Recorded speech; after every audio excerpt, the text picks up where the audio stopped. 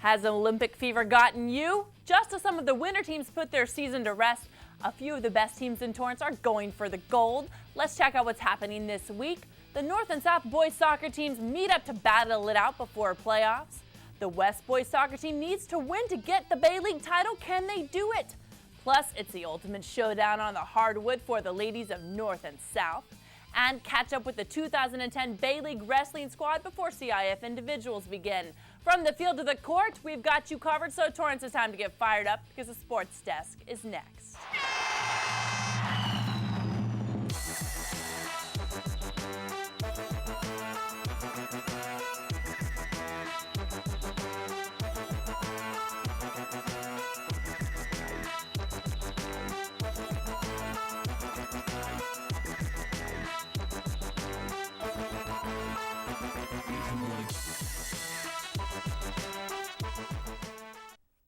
Welcome to the Sports Desk. I'm your host, Bonnie Prickitt. Just as the prep winter sports season begins to close, the Winter Olympics keeps the winter buzz alive.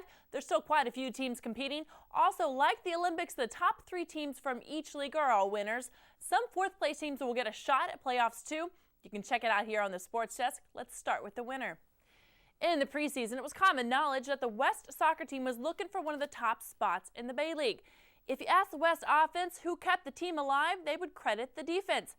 And they would be right. Led by goalie Lucas Nascimento, the Warriors managed a very good overall record, along with the best record in Bay League. We can't forget the offense, though. Nearly everyone on the front line got a goal at the right moment. Sports Desk reporter Brandon Ortega reports from senior night as the team takes on Palos Verdes. The West Torrance Warriors hosted the Palos Verdes Sea Kings in a game that the Sea Kings were looking to avenge their 3-1 loss to the Warriors just a few weeks ago.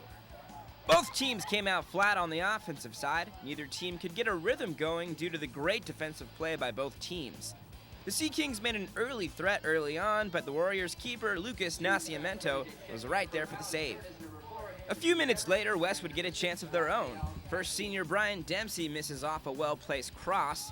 Then the Warriors would follow that with a corner kick, and off the corner, Scott Bauer misses badly off the rebound, and that keeps the score tied at 0. Dempsey comes back for the Warriors again with another header, but that one's off the mark. Back at the other end, the Sea Kings nearly find the back of the net off a header of their own, but Nascimento gets the one-handed tip save. That'd be the last decent scoring chance for either team in the first half as they went into halftime scoreless. The Warriors' scoreless drought continues in the second half as junior Justin Dornblazer was dominant for the Sea Kings. The match really got physical in the second half. Palos Verdes junior Spencer Regueri collides with Nascimento, and that would earn him a yellow card and a trip back to the sideline. Later in the second half, West got the ball moving nicely into PB territory. Dornblazer comes up big as he stops Dempsey's shot from the corner, and we'd head into overtime. Senior Nick Krantz throws in a bomb from the far sideline, lots of contact going on in the box, but the Warriors can't convert.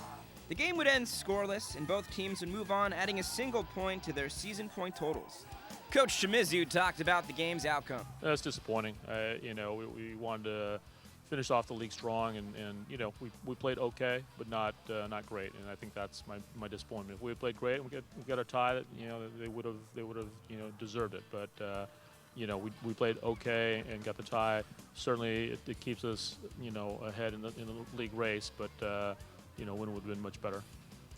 Before the game, family and friends joined the Warriors in celebrating senior night as the Warriors played their last home game of the regular season. Some of the seniors reflected after the game on their memorable night. It hit me about overtime that I was like, this is our last senior home game. We gotta actually go for this, and disappointing we didn't get it.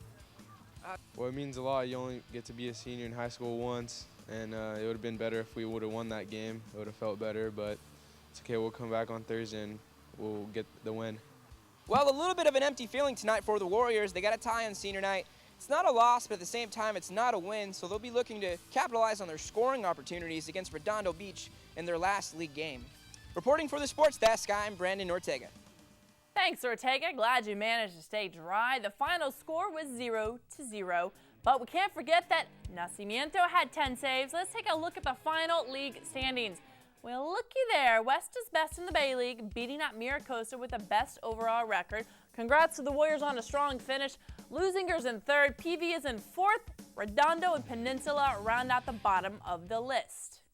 The North and South boys soccer teams knew they had a good shot at postseason play midway through the Pioneer League season. However, North couldn't win league outright without a win over a formidable South team. The ground was cold and wet, but the defense was what fueled this game. Michael French gives us the highlights.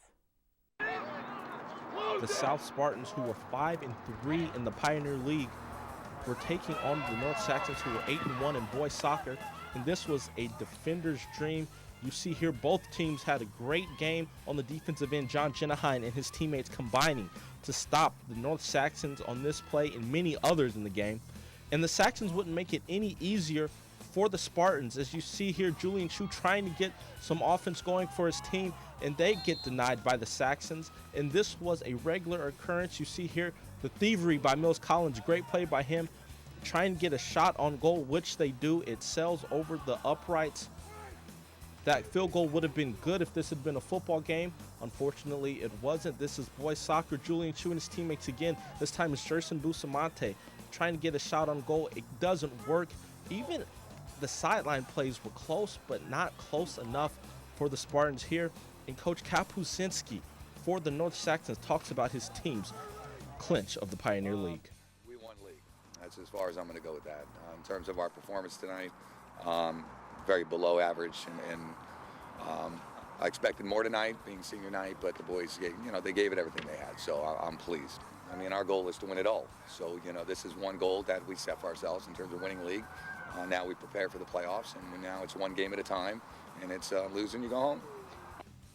The game was knotted up at 0, but it was still fun to catch the highlights. Both teams go into the playoffs with a lot to look forward to this postseason. Let's take a look at the Pioneer League standings. Of course, you see the Saxons on top with El Segundo right behind them at second. South won league last year but came in third this time around. Centennial beat North but couldn't win enough, coming in fourth. Torrance started with promise but came in with a 2-6 record. Lawndale's season ends with a dismal 1-9 league showing. That's it for the Pioneer League and Bay League standings. We tried twice this season to see B-Monty on the pitch, but rain got in the way. The Knights came in third place in the Delray League and head into the playoffs this week. Let's take a look at the ladies. The South Spartans get what they didn't last year, the crown that is. Congrats to the ladies Spartans. El Segundo was held off for the second spot. Torrance is in third with a 5-3-2 league record. North will get a chance as well in the fourth place. They'll get a chance in the playoffs. Centennial and Lawndale are at the bottom. Now that's it for the final standings. The Lady Knights and the Lady Warriors are going to make a run and show of it in the postseason. We'll, of course, let you know just how far every team gets next week. It's about that time for a break, so stick around for action from the court.